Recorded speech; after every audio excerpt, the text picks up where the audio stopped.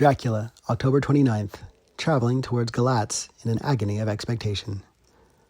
Dr. Seward's Diary, 29 October.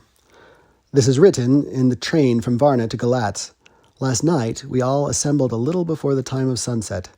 Each of us had done his work as well as he could. So far as thought and endeavor and opportunity go, we are prepared for the whole of our journey, and for our work when we get to Galatz.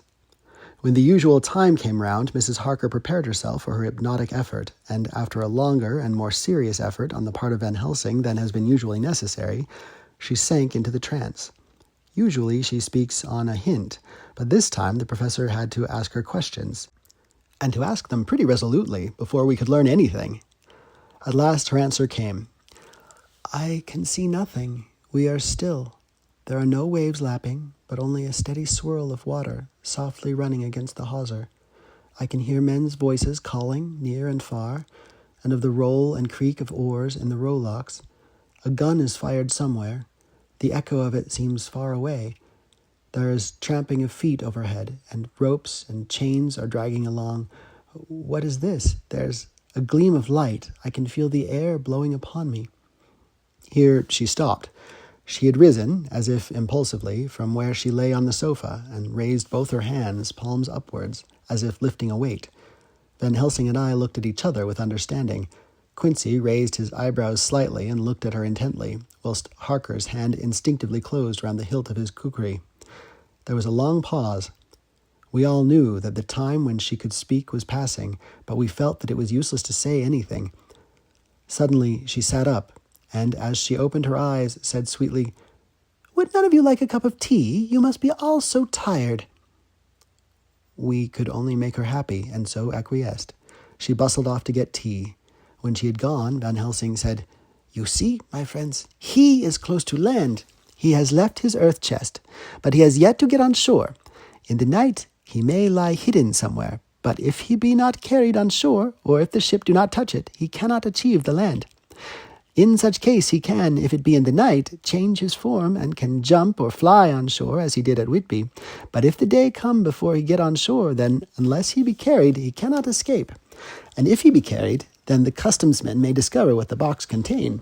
Thus, in fine, if he escape not on shore tonight, or before dawn, there will be the whole day lost to him.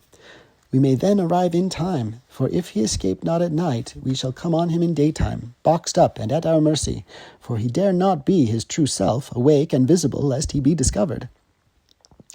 There was no more to be said, so we waited in patience until the dawn, at which time we might learn more from Mrs. Harker. Early this morning we listened, with breathless anxiety, for her response in her trance. The hypnotic stage was even longer in coming than before, and when it came, the time remaining until full sunrise was so short that we began to despair.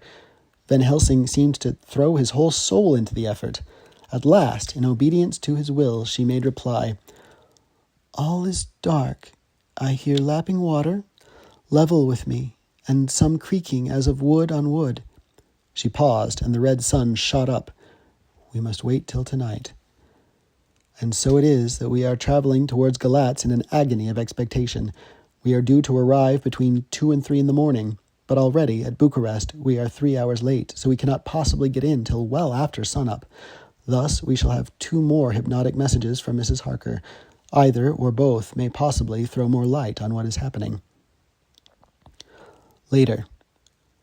Sunset has come and gone.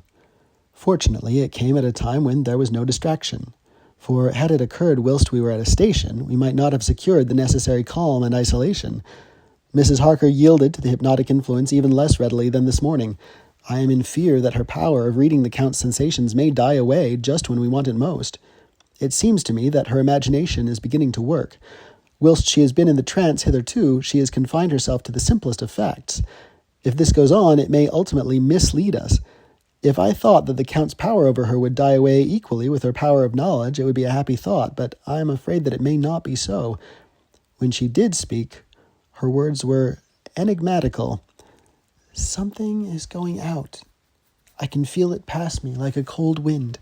I can hear, far off, confused sounds, as of men talking in strange tongues, fierce falling water, the howling of wolves. She stopped, and a shudder ran through her, increasing in intensity for a few seconds, till at the end she shook as though in a palsy. She said no more, even in answer to the professor's imperative questioning. When she woke from the trance, she was cold and exhausted and languid, but her mind was all alert. She could not remember anything, but asked what she had said. When she was told, she pondered over it deeply, for a long time, and in silence.